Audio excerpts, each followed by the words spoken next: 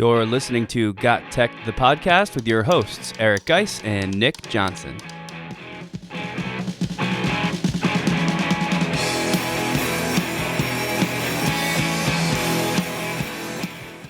Welcome back to GotTechED, the podcast. This is episode 27 called Microsoft Teams versus Google Classroom, You Decide. In this episode, we'll investigate Microsoft Teams as a possible alternative to the ever-popular Google Classroom. Next, we'll share some EdTech mashups, different ways that apps, extensions, and websites can be combined in interesting ways for your classroom. I'll also challenge Geis in another round of Two Truths and a Lie before he challenges me to sit on this week's GotTechED hot seat.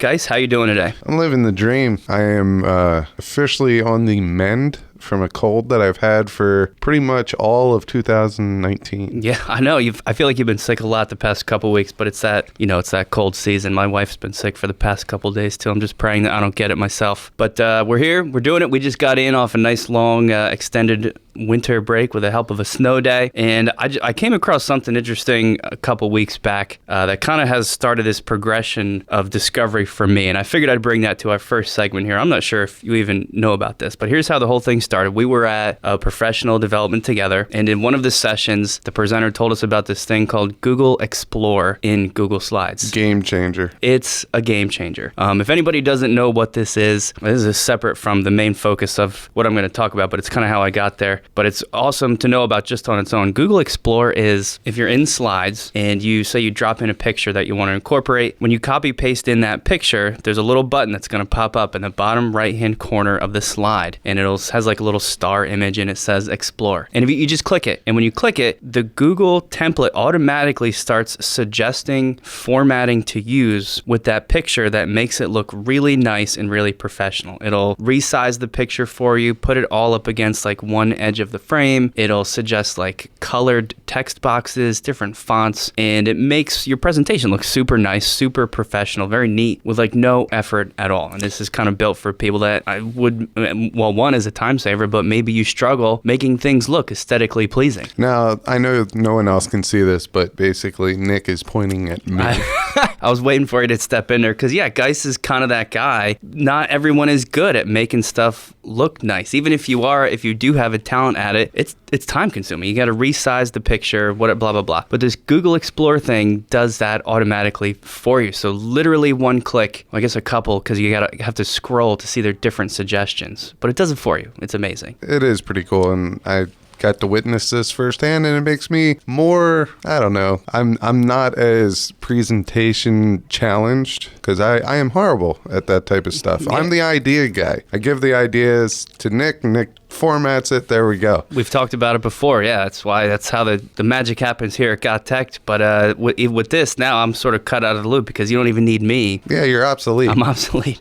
But the point is, I was blown away by this. Already have started incorporating that into my classroom assignments where students have to make presentations or pamphlets or just have things look nice, because we've probably all had this experience. A lot of the times the kids don't put a lot of effort into making things look super presentable. They might just kind of go through the rubric and sort of checklist everything that's got to be there, but it looks like okay. But with this, it looks amazing. So even if that's all you get out of this, then Google Explore, what a great tool. But it kind of made me think when I saw that, like, man, I wonder if PowerPoint is going to follow up with this, or someone actually said that PowerPoint doesn't have this. So I investigated it myself, and PowerPoint, the newest version, does have a similar feature. It's not called Explore. It's called like a suggestion or something like that, where if you copy paste a picture into a PowerPoint, it does the same thing. One click, it suggests a whole bunch of formatting, pretty much the exact same thing. And it just kind of got me thinking about this whole Google versus Microsoft thing and all the stuff that Google has for teachers and for educators, and how Microsoft might reciprocate that. Yeah, I mean, we talked about this a couple episodes ago. We did. I mean, maybe 6 months ago. Yeah, when Flipgrid was,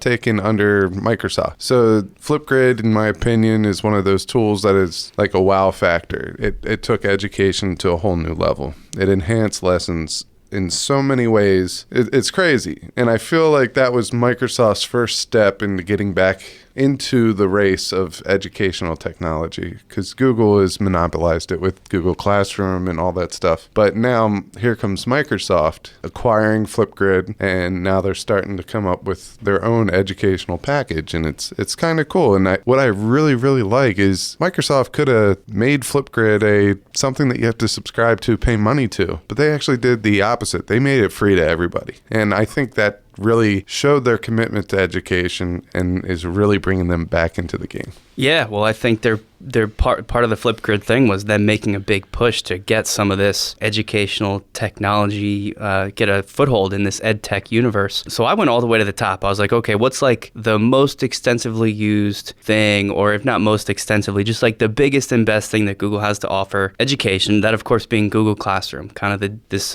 digital platform for blended learning where you post assignments, and it's a classroom management system. It's everything rolled all into one: grading, feedback, assignments, interactive learning, everything inside of Google Classroom. Well, Microsoft has their own version of that, which I didn't even know about, and I researched as much as I could because this is not something that we use at our school. So neither of us is super familiar, but I looked into a bunch of stuff so we could kind of make the comparison and let people know that this thing, Microsoft Teams, is out there as a competitor now for Google Classroom. Have you heard of Microsoft Teams until we started looking into this? I have heard of it, but that is about my extent. I know, 5-6 years ago when we were piloting Chromebooks and also Microsoft's version of the Chromebook. Right. I forget what it is. Yeah, I can't remember. I did the Chromebook pilot, but there's also Microsoft as well.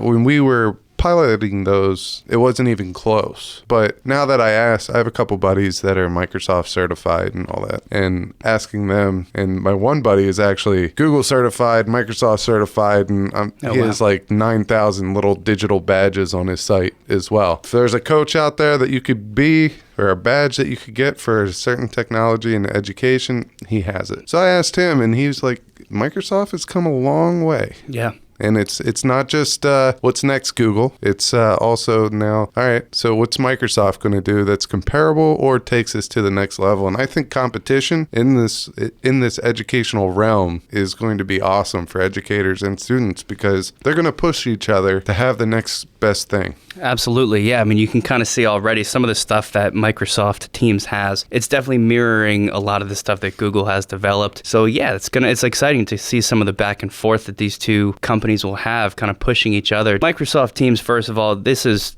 straight off of their description. They call themselves a digital hub. Really, it's just like a platform where interactive, like a blended learning kind of takes place. Just like in Google Classroom, teachers can post assignments, they can grade things there, they can give feedback. It integrates with different forms of content and apps, and it kind of just lets you build this collaborative online classroom, just like you can in a Google Classroom. Some of the stuff unique to them, they have something called class notebooks that uses the Microsoft OneNote program that they describe as like an all-in-one storage space where there's interactive lessons that get posted and the students sort of keep a log of their electronic note-taking in that same spot. The kind of push being that it's all located in one place. The lesson that the teacher posts, the feedback that the teacher gives, and the notes or whatever the students have completed along the way. So these OneNote class notebooks seem to be a pretty big part of the Microsoft Teams. They advertise that it integrates pretty well with all your typical apps like Word, Excel, PowerPoint, Planner, which is sort of a no-brainer to me, just like Google Classroom kind of works with their version of all that stuff, such as docs and sheets and slides, but they're doing pretty much the same thing there. There's something else called Microsoft Stream that they're sort of integrating, which as far as I can tell is the same way that Google owns YouTube, and you can easily kind of insert a YouTube video into, say, a Google slide. Microsoft seems to be doing the same thing, where there's a Microsoft Stream, which is this video hosting, editing, sharing, commenting platform for video, and that can integrate with like a Google Doc or a PowerPoint the same way that YouTube videos can in slides. I kind of hope, and this is a little off base, but one of the platforms that you and I have kind of switched to lately is Zoom. And I feel like if Microsoft would get a hold of Zoom or buy out something like Zoom and put that part of their platform, I feel like that would be a game changer for them. Yeah. That's the one thing that they're kind of missing, in my opinion.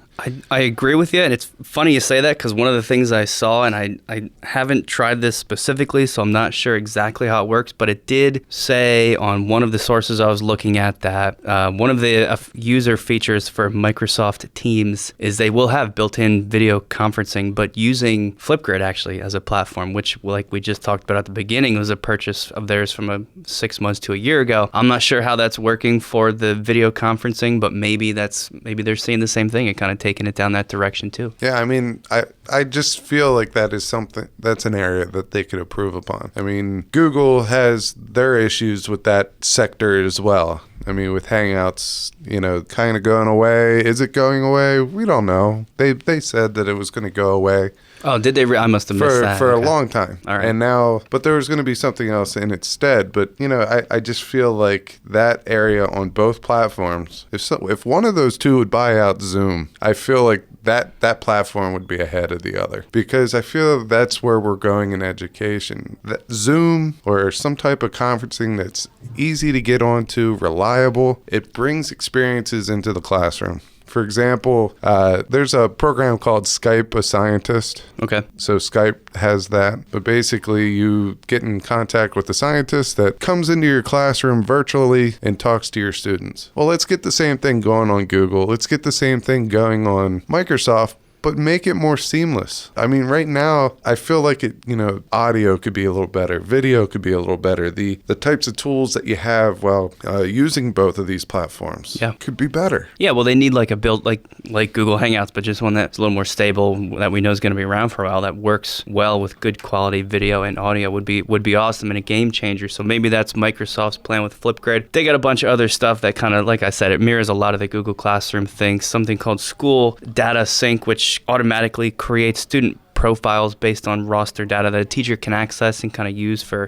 grouping. I think we have that as with Google. Right. That's an administrative thing that happens on the back end. A lot of the stuff I saw was administrative. And there's some pros and cons to this. I think if you're a school maybe you're like a one-to-one school district, but the kids don't have Chromebooks, maybe they have a more Microsoft compatible device, this might be something worth looking into. Maybe Microsoft Teams would work a little bit easier with that, since those are the types of devices the kids have. Our school, everybody's got Chromebooks, so Google's more an obvious choice, but who knows? And I have read that Google Classroom is still seen as the more user-friendly option. Everything's sort of made so you can just sort of jump in and use it really without any real intense training at all, whereas the Microsoft stuff is a little tougher to use, at least for now. Could see a lot of that changing, though. Yeah, I feel Google has a great user support platform for Classroom. It's you put in a suggestion, and then all of a sudden, the next update, it's there. I mean, they've been working hard to make Google Classroom the thing that separates them from every other competitor out there. Absolutely. So at least for now, I definitely think Google Classroom kind of has a leg up just because it's been around for so long and is clearly the more user-friendly one and just the one that's,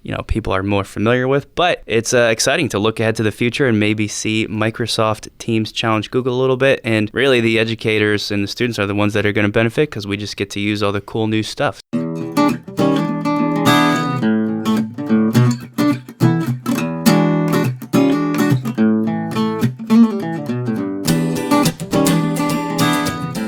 So last weekend, I went into the attic and I found a box. And inside that box was the key to my life. It was all the home videos that I tried to hide from everybody for the longest amount of time. Oh, man. I was that kid that had to stand in front of the camera and say nothing. What do you mean? You just stood there and stared back at the camera? Yeah, I don't know what it was. Maybe I was just an annoying little punk growing up. Yeah. But everyone tried to take pictures. I never smiled. As soon as they would turn the camera away from me, then I would smile. I was just that. I think it was just me being ADHD. Yeah. Well, you're just trying to bother people, probably. I don't know what's going on. Yeah. But anyway, so I opened the box. My wife's like, "What is that?" And I was like, "Nothing." And I tried to change the subject. I tried to get her away from it. But guess what? Doesn't work. She saw it. She was like, "Oh, we got to play these." And I was like, "We can't. We don't have a VCR." VCR, yep. She goes, "Oh, my parents still have a couple." Oh, and I'm like, "Oh, no." So She plays video number 1. It's a video of my aunt taking a video. It's literally my aunt videotaping, which is weird because I guess my mother or my father was videotaping my aunt videotaping us. All right. I don't know if that was a creative moment, but obviously you could see where I get all my creative ideas from. Yeah, big time. But anyway, one thing that was playing was my cousin and I lip syncing. MTV was in the background. Okay. All right. And ironically enough, it was the first music video ever played on MTV. Video killed the radio star. Ding, ding, ding. Love that song. That's so like, good. It must be common knowledge. You spit that out pretty quick. Yeah. I remember one of the, I don't know, like one of those mashups of 80s in review or something where they show all the pop culture events. That always kind of caught my eye. Plus the music video is awesome. I like that one. Yeah. So that got me thinking, all right, they're mashing up all these songs and everything. They have the bubbles going on, all that good stuff. So let's talk a little bit about EdTech mashups, where we take one EdTech tool and we mash it up with another EdTech tool to make a cool project. Interesting. Okay. I like that because there's a lot of ways that these extensions, apps, whatever, really, they all, not all, but a lot of them integrate together and they mash up pretty well. So there's definitely a lot of cool stuff going on there. Do you have some in mind to start us off? Yeah.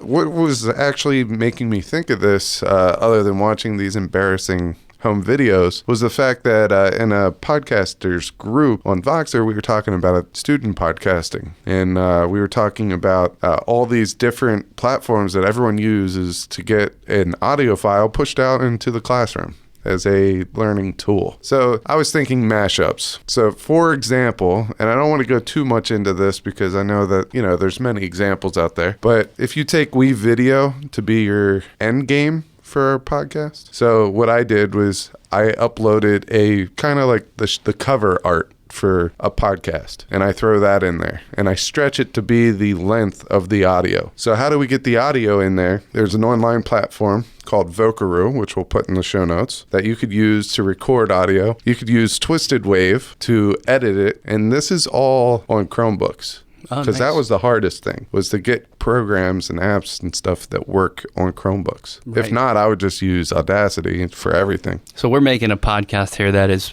really, we're just doing a video podcast, basically, that gets posted online as the video. Yeah, it's you're taking the MP3, slapping an image on it, and making it an MP4. Nice. So you have Vocaroo for the audio file, you have Twisted Wave for editing it, you have WeVideo to put the audio file in there with the picture, and then you have YouTube to publish it. So you mash all that stuff up, you got a pretty good product there. And it's not hard. That's easy. Yeah, and then it's like we've mentioned before, student podcasting, that's probably like the best way to do it because you don't have to worry about any kind of fancy posting anywhere. You just upload it to somebody's YouTube account and it's there. And the cool thing is they get to see how many hits they get. You could turn that into a contest. Say, right. You have 20 kids, you pair them up, you have 10 podcasts or 10 audio recordings, and then they have to share the link with people, and you see whoever gets the most hits wins. I love it.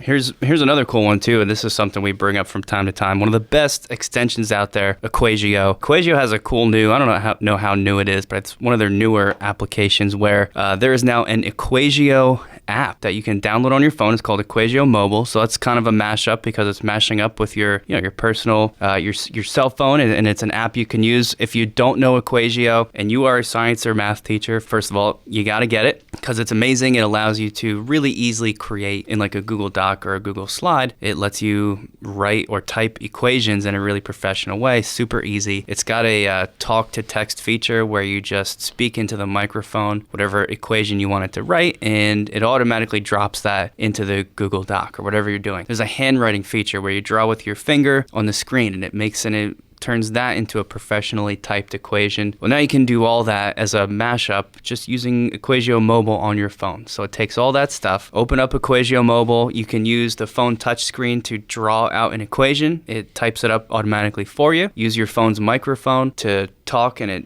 automatically types that up. It even lets you take some handwritten equations. With the phone camera, you can take a picture of that and it turns your handwritten equations into a typed version. And from that, it gives you, I'm pretty sure it gives you like a picture file, and it integrates really easily with whatever you want from there. Google Docs, Google Slides, whatever other apps you've got downloaded on your phone. I love Equagio, so I love that as a potential mashup. I wish Equasio had like stickers. Our laptops are now becoming a collection of stickers on the outside, and Equasio is one that I would definitely support on the outside. I don't put just any sticker on there. It has to be something that I believe in, and I believe in Equasio. My son is going to be 4 in June, but he likes his numbers, and he finds it absolutely hysterical that he could draw numbers onto my phone, and then it makes that number into a Google Doc. Yeah. He sat there for 25 minutes doing that. I mean, it was phenomenal because it entertains him and it's educational and it's not even supposed to be used that way. Right. Yeah, that's all. I get it, though. It is kind of cool, especially when you use some of the other stuff. Like eventually when he starts, when he can talk a little more clearly, he'll freak out because then he can just say it and then it automatically types it in too. 3.5-year-olds support Equasio, Yes. and so do fathers. All right, so I will say that I mash up things inside of G Suite all the time. Google Drawings is my favorite app out of all of them because I use it for everything. I'll hyperlink stuff in there. I'll make ebooks in there, or I call them e-lessons because you can take a picture and have the pictures hyperlinked in a PDF if you publish it. We talked about that last episode, but I love Google Drawings for everything. I take pictures, I manipulate them in Google Drawings, I'll throw them into slides. I'll manipulate them, throw them into docs. So everything that I do is through Google Drawings. And if you have not explored Google Drawings and for everything that it's worth, you need to do that because it is an amazing feature. It's an amazing tool, and it's so easy to use and implement in a lot of different areas. I use Google Drawings to manipulate an image before I put it into ThingLink, and then I'll manipulate the actual photo in ThingLink. So that's another way that I'll mash it up outside of the Google platform. That's smart because a lot of times the image you want to use for a ThingLink, say, doesn't have everything you want it to have. So you plug it into Google Drawings first, make it what you want. One of our teachers came up to me and said, "Hey, I can't put a title on a ThingLink image." I was like, "What do you mean you can't put a title on a ThingLink image?" And you can't.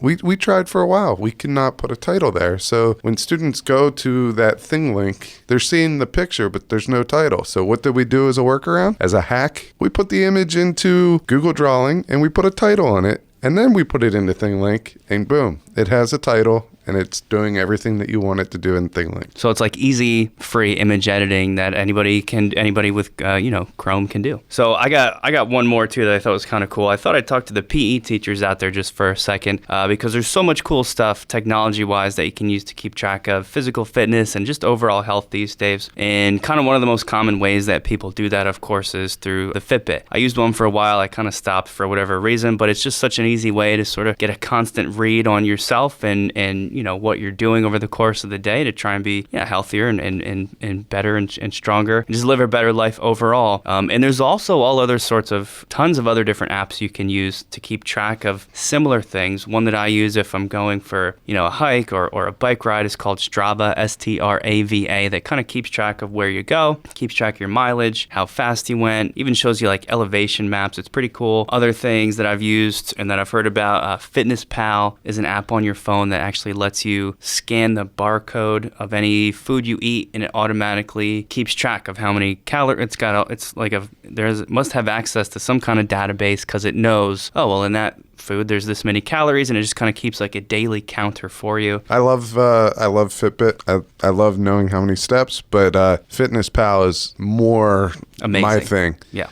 It will break down how many carbs you have versus proteins versus saturated fats versus all that stuff. So that is one. It's so cool. It's been out there for a while, but it is a great app. Right. And it's something that real people use. Like these are things that Geis has used. I've used it in real life. So if you're a PE teacher, maybe running some kind of a health lesson, you can do that. And it probably would increase a lot of buy-in for the kids because they might have used it themselves already, and now it's becoming a part of their class experience. The mashup part is that Fitbit actually will link with a lot of apps. The Strava that I mentioned and the FitnessPal are just two of them. If you go on the Fitbit website, there's at least 15 of these things where all the data from cardio tracking things like Strava or health tracking things, diet things like FitnessPal, they will automatically import into your Fitbit and kind of communicate with that program. And I just thought that would make a really, really cool health class mashup to kind of combine not just one element of health, such as diet, but link that with all sorts of other stuff too. So that's a pretty cool health-based mashup also. I want to kind of try something to end this segment. I want to hear other people's mashups out there. And our former guest, Kyle Nemus, shared something on Twitter the other day, and it was, you can make a wheel of names. All right. So anyone that uses the hashtag of whatever, you can make a wheel of names by typing in that hashtag, and anyone that replied with that hashtag gets put on this wheel. And then you hit a button and it selects a name. So anyone out there that uses the hashtag GotTechED, GotTechED, will be entered into a drawing for one of our latest podcast stickers, which I think looks pretty sweet. But anyone that uses the hashtag GotTech and gives us an example of a mashup will be entered to win a free sticker, and we'll get in touch if you win and send you one of our free stickers to put on the outside of a water bottle, or I saw one on a stop sign the other day, which I thought was pretty cool. You can follow GotTechED outside the podcast at gottech.com or on Twitter at WeGotTechED. Okay, so we're bringing back a segment that we like to call Two Truths and a Lie, EdTech style. This is something we've done a couple times before. It might be my absolute favorite segment we do out of any that we've done so far, because I just find it so amusing that Geis has this ability. If you've never heard the segment before, the theme is that Geis has this weird skill. He can almost always tell when somebody's being truthful or lying, and the best part about it is he has all these crazy rationales for why he thinks someone is being truthful or not, or if something's false. And they make no sense, but they also always work. And it blows my mind every time. We've done this 2 other times, and he's been able to tell if I'm being truthful or lying every single time. Do you have any explanation for this? I'm going to just say it's luck. I have no rhyme or reason for my methods. I will tell you this, usually I have like a little hair twitch in my nose that kind of tells me, but being a little under the weather, that could play a factor, but I'm still confident that I could get it. All right. Well, as you can see, none of that really makes any sense at all. He always goes with the nose hair twitch thing, which again, it makes no sense, but it always works for him. So what I do is sort of like the two truths and a lie game that most of us played when we were kids. You say 3 things. 2 of them are true. 1 of them is a lie, and the game is to pick which one is a lie. We put sort of an education spin on that, where I go and find some education themed, usually research articles, and I read their titles. I'll describe them a little bit if Geis wants, if he thinks that'll help, but it's kind of, I just read the titles. Of those 3 titles, 2 of them are exactly word for word true, the way that I have found them. 1 of them is false, been made up, or at least been doctored in some way, and we'll just kind of see if he gets them right. So do you still understand the game? Yeah, I understand the game. Just to let you guys know, I have no clue what's going on. He always hides these from me, like that's going to make a difference. Yeah.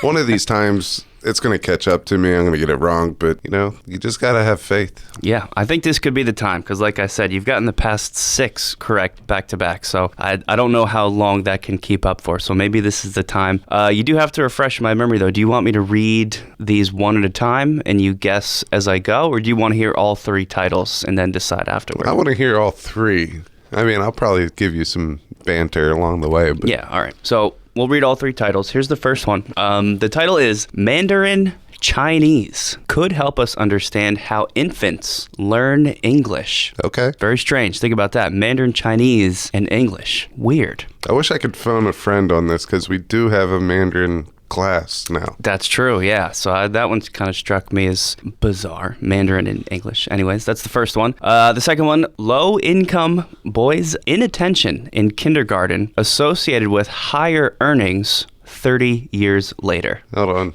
Say that one again. I kind of messed it up there. Low-income boys' inattention in kindergarten is associated with higher earnings 30 years later. I don't even know what that means. So it's like it was a longitudinal study of some boys in kindergarten and whether they were able to pay attention or not. And they found an association between their inattention, so if they can't pay attention, they actually had higher earnings as adults 30 years later. So this is going way back. So basically, they think outside of the box. I like that one, but it seems a little strange to me. It does seem a little backwards. But then again, we've got Mandarin Chinese and English. That one makes perfect sense to me. No, it doesn't. There's no way that can... All right, whatever. So there's the first two. The final one, immersive virtual reality therapy shows lasting effect in treatment of phobias in children with autism. So there's a virtual reality therapy that helps kids with autism to deal with things they're afraid of. I really like that one because virtual reality is pictures, and a lot of times we associate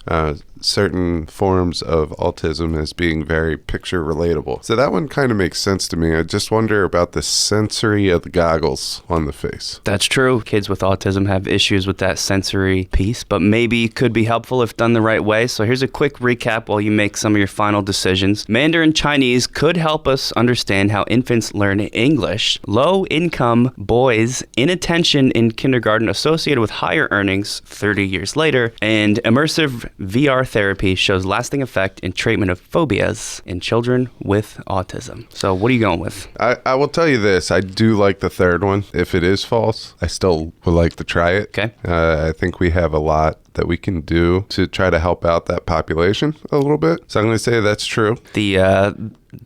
The third one is 100% true, which is kind of, I mean, if it was me doing this, that would be the easiest one to pick because it kind of makes sense to sort of maybe help expose kids, whether it's a child with autism or not, expose them to things they're afraid of, maybe to kind of get them used to it and sort of help them be less afraid of that thing. So you are 100% correct so far. That is totally true. Now, the next two are a little difficult for me because I could definitely see, language connections. There's no secret there. There's language connections within any language that you look at. Okay. So this does make sense to me. Can you read the first title one more time?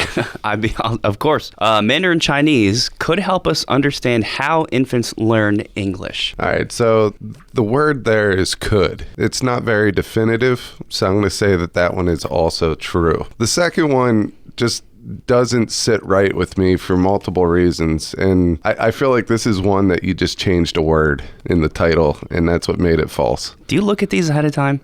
I can't. Do I have a computer in front of me? Did you not just make them up? No, I did them myself. I purposely sat away from you. I didn't put it in any kind of shared doc. You got them. Well, to be honest with you, you got to get a little better with these. That was a little easy. Really? Maybe I'm just making it too obvious then. But yeah, I thought it would be so like what you said for the boys inattention thing. I thought you would think that, oh yeah, so they're outside the box thinkers, so that might make them more successessful. I think it's the title that, okay, like that is a terrible title. So if that is the actual research title of that article, that's terrible. It's close. All I did is change one word. You were absolutely correct, even on that part. So it's legit, but I switched around one word. Yeah, I don't know if it's because my major reading right now is 10,000 research articles. Right. And titles need to be very clear, specific, and really we should just take our own word or advice on this because our first year podcast episodes. Oh yeah. I mean, my favorite one of all time is The Porcelain Goddess. And what does that really tell you if you're reading it? It tells you nothing. It's like a cliffhanger. Well, it's hard. I mean, titling's tough because you want to be brief and interesting, but you also want to let people know what they're going to get into. But then sometimes they go on. We've got some long ones too that just go on and on and on. But title writing's a tough thing. Either way, you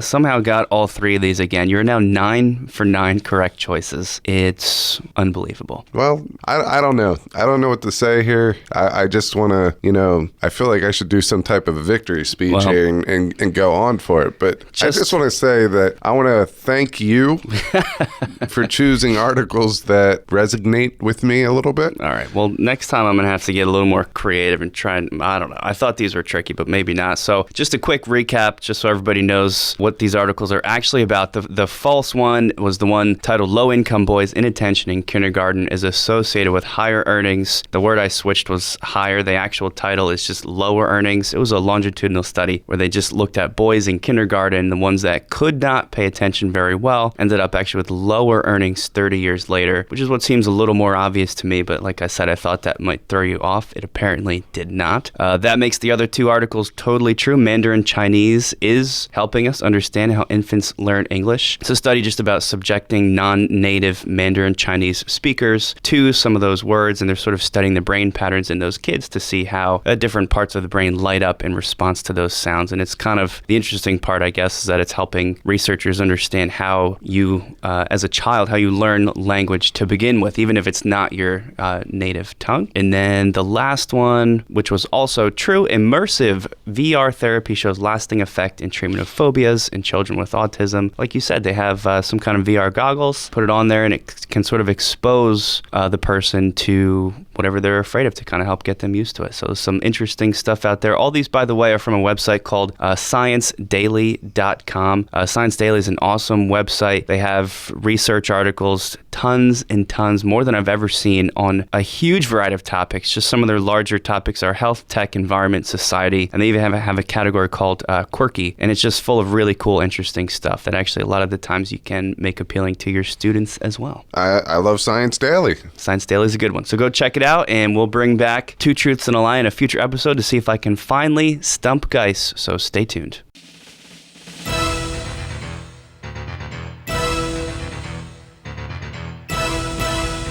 It's time for the GotTechED Hot Seat.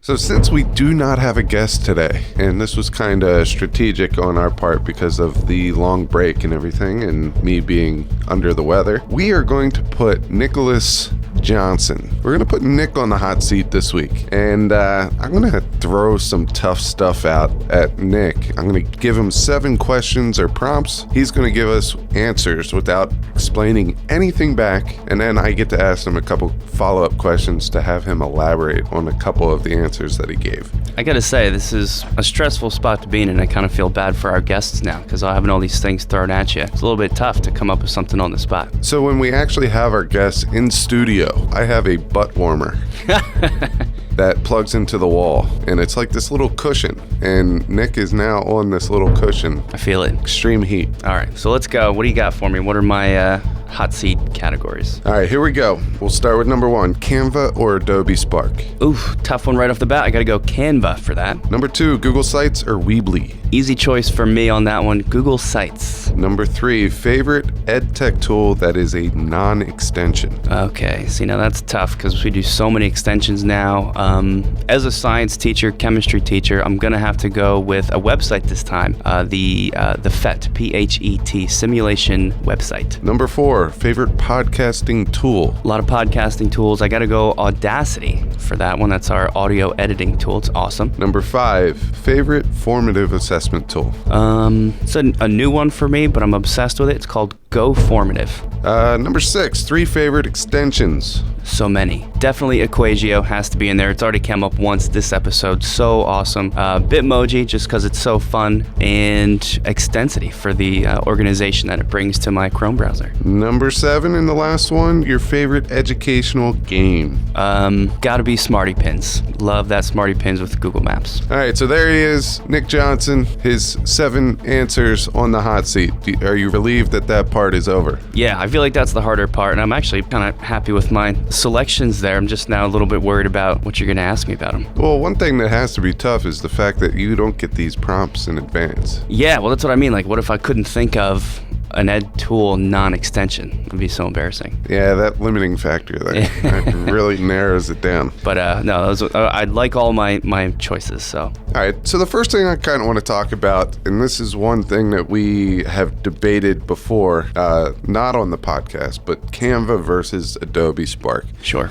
So Canva is a image manipulation kind of like a Photoshop. And Adobe Spark has that as well, but it has a couple other features. Like you can make single page sites, you can make posts, a lot of things that you could do. You could do your blog art there. You could also do that in Canva. So what separates Canva and Adobe Spark to you? Sure. I think, at least for me, life is so busy. Teaching is so busy, and with the podcast and everything else, Canva, I think, is just so user-friendly and simple to create artwork that you want to post or that you want to put up on, like you said, on your blog or your website, or make some graphic for your classroom. It literally takes no training at all. I actually logged in pretty recently for the first time because I had been using other software to make images, and literally within like 60 seconds I had this super professional looking graphic produced, because Canva, there's a whole bunch of templates there. They've got all like recommended sizes, like pixel dimensions for everything already plugged in. So if you're trying to make an Instagram post, it's got the recommended dimensions for that, and it's got a bunch of templates you can just kind of drop an image into, and you can create these really awesome looking things with almost no effort and almost no training. So for me, I liked it for that reason. It sounds like you can probably do more with Adobe Spark, but also it might take a little bit more of a learning curve, which if you don't have time for, highly recommend Canva. Awesome. I agree with you on that. I like Canva a lot. I've been using it for a little bit longer than you. Yeah. And being artistically incapable of making anything that looks good, I feel like Canva gives me a better shot at making something that is Johnson-like quality.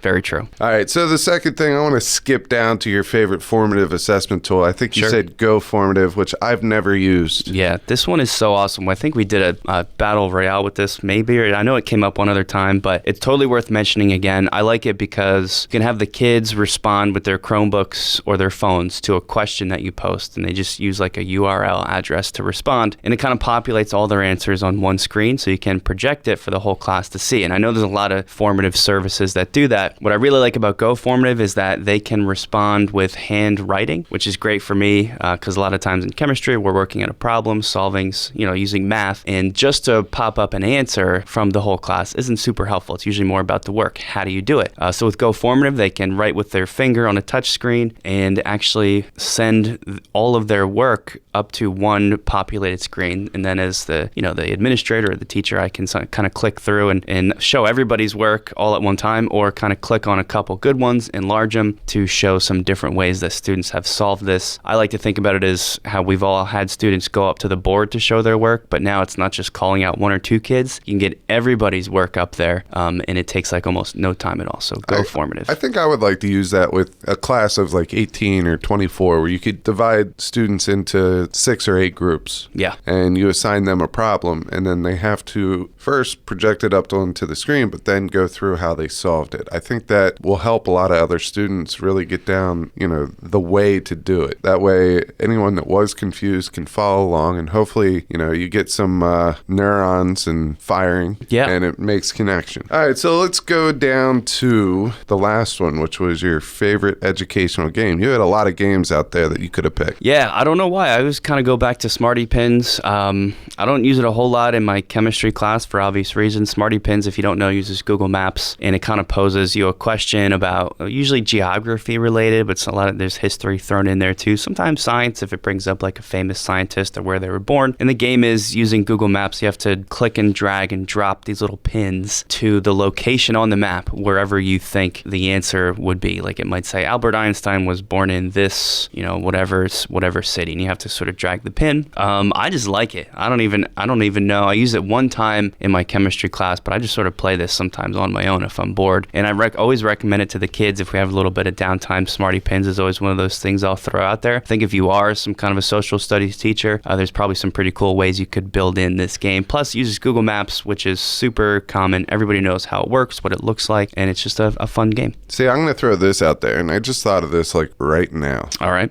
So you're an English teacher, and you have a murder mystery unit, or maybe you're reading Sherlock Holmes, one form of it, or anything like that. Any type of detective story. You could start that unit off using Smarty Pins, and this is how you would do it. One of the biggest themes in that unit is probably deductive reasoning. So what I would do is have them play the game, and as they're playing the game, they had to screenshot their computer. It always gives you not only a typed out like description of this place, but sometimes it also throws in a picture or something of an area in there. So if you take that picture in that question, they can probably look at it and figure out where it is based on that picture. Like if it's a desert, you're not going to pick a non-desert like area. Right. So you can see. introduce deductive reasoning or something along those lines using this Smarty Pins game. Yeah, that's a great idea. So more to it perhaps than just knowing the answer to something. It's a good idea. It would be a 5-minute to do at the beginning of class. Sure.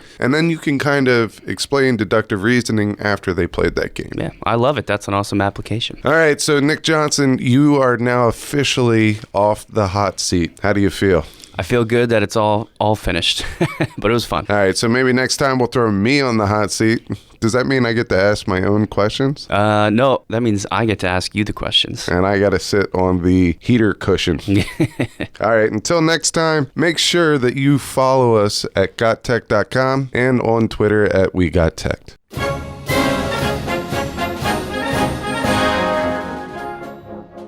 Remember to share your EdTech mashup on Twitter or Instagram and include the hashtag GotTechED in the message. That is hashtag GotTechED to be entered into a drawing for an official GotTech the Podcast sticker.